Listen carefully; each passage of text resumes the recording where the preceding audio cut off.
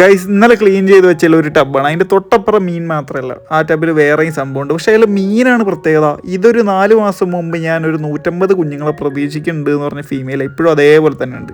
ഇപ്പം കാണിച്ച ക്ലീൻ ചെയ്ത ടബിലേക്ക് ക്ലീൻ ചെയ്യാത്ത ടബിൽ നിന്ന് മീനെ പിടിച്ചിടും. അപ്പം നമ്മൾക്ക് ക്ലീൻ ചെയ്യാത്ത ടബ് വീണ്ടും ക്ലീൻ ചെയ്യാലോ. ഇപ്പം നമ്മൾ അതിലേക്ക് മാറ്റിയിടാൻ പോകുന്ന ഫുൾ റെഡ് ആണ്. ഫുൾ റെഡിന്റെ ഫീമെയിൽ ഒരു ലൈൻ വേറെയാണ്, അത് നല്ലതാണ്. ബാക്കി രണ്ടെണ്ണം ഒരു ആവറേജ്. ഫുൾ റെഡിന് മാത്രമല്ല നമ്മൾ അതിലേക്ക് ഇടാൻ പോകും, നമ്മൾ അതിലേക്ക് ആൽബിനോ കോയിനെയും കൂടെ ഇടാൻ പോകണം. ആൽബിനോ കോയി ഞാൻ വാങ്ങുമ്പോൾ ഇയറൊന്നും ഇല്ലായിരുന്നു, പിന്നെ വീട്ടുകാർ നോക്കി കുറച്ച് ഇയറൊക്കെ വന്നിട്ടുണ്ട്, എങ്ങനെയാണെന്ന് അറിയില്ല. ഇപ്പം നിങ്ങൾ ചിന്തിക്കും ഇത് മിക്സ് ആവൂലേ ബ്രോ ഇങ്ങനെ ഇട്ടാലും. സംഭവം ഇത് ഞാനിനി മിക്സഡ് ആയിട്ടോ കണക്കാക്കുന്നുള്ളൂ. കാരണം അത്യാവശ്യം ഏജ് ഉണ്ട്, ഇനി ഇവർ ബ്രീഡാവുന്നൊന്നും വലിയ പ്രതീക്ഷയില്ല, അത്ര ഹെൽത്തി ഒന്നുമല്ല ഇവര്. പിന്നെ ഇത് മൊത്തം ഈ വീഡിയോ എഡിറ്റ് ചെയ്യുന്നതിന് മുമ്പ് സെയിലായിട്ടോ, മൊത്തം ഒരു 50 രൂപ ഇട്ടിട്ടാണ് നമ്മൾ കൊടുത്തത്. അപ്പൊ നമുക്ക് ഈ ഒരു ടബും കൂടെ ഇനി ബാക്കിയുണ്ട്. പിന്നെ ക്ലീൻ ചെയ്ത 3 ടബും കൂടെ ഉണ്ടായിരുന്നു. അതിലൊന്നിൽ ഈ ആൽബിനോകോയിന്റെ കുഞ്ഞുങ്ങൾ ഉണ്ടായിരുന്നു. ആ കുഞ്ഞുങ്ങളെ 2 ടാങ്കിലായിട്ട് ഇട്ടിട്ടുണ്ട്.